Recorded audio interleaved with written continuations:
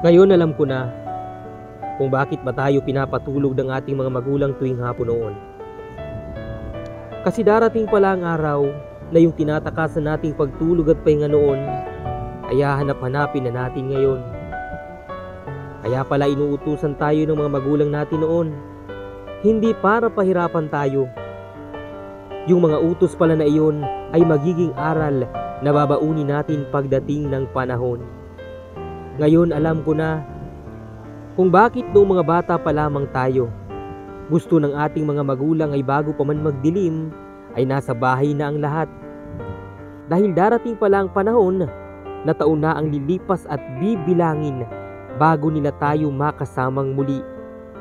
Ngayon alam ko na kung bakit gusto nilang magkakasabay laging kumain noon. Dahil posible palang dumating ang araw na mag-isa na lamang tayong kakain sa hapag-kainan. Ngayon alam ko na kung bakit hinahayaan tayong kumain ng matatamis noon.